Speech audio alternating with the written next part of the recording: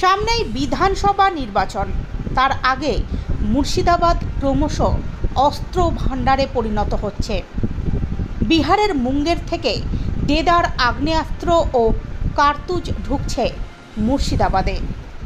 কিছু আগ্নেয়াস্ত্র সীমান্ত পেরিয়ে যাচ্ছে অশান্ত বাংলাদেশে, আবার কিছু অস্ত্র মজুত হচ্ছে মুর্শিদাবাদের বিভিন্ন এলাকায়।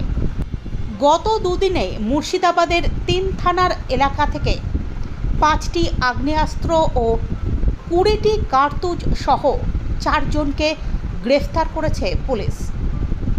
অস্ত্র উদ্ধারের 1 মাসের খতিয়ান দেখে চমকে উঠেছেন জেলা পুলিশ কর্তারা। গত 1 মাসে বিভিন্ন থানা এলাকা থেকে 30টি আগ্নেয়াস্ত্র ও বিপুল পরিমাণে কার্তুজ বারুদ সহ 41 জনকে পুলিশ হেফাজতে নেওয়া হয়েছে। জেলা পুলিশের এক কর্তা বলেন, অবশ্যই উদ্বেগের খবর, তবে অস্ত্র পাচার রুখতে পুলিশ অতি তৎপর হয়েছে।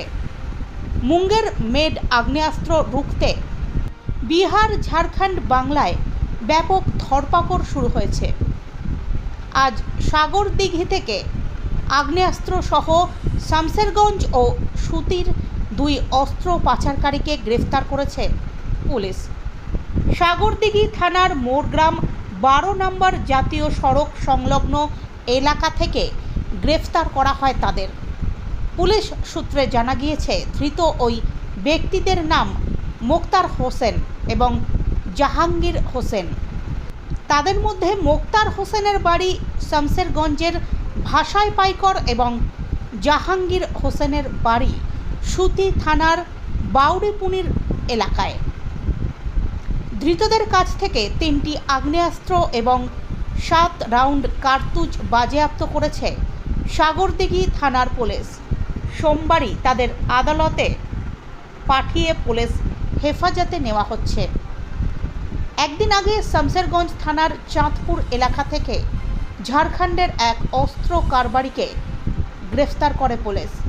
ধৃতের নাম রূপগিকুল শেখ, বাড়ি ঝাড়খণ্ডের পাকুড় এলাকায়।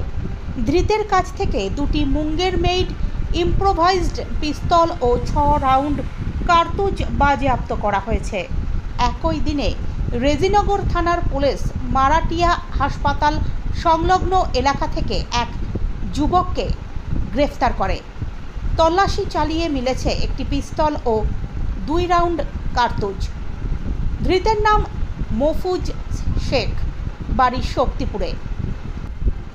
ভারত বাংলাদেশ সীমান্ত দিয়ে বিপুল পরিমাণে অস্ত্র বাংলাদেশে ঢুকছে বলে অনুমান গোয়েন্দাদের। মুর্শিদাবাদে অস্ত্র পাচার পুলিশের কপালে ভাঁজ ফেলেছে। 26-এর বিধানসভা নির্বাচনের অনেক আগেই অস্ত্র পাচারকারীরা অতি সক্রিয় হয়ে ওঠায় সাধারণ মানুষের উদ্বেগ বাড়ছে।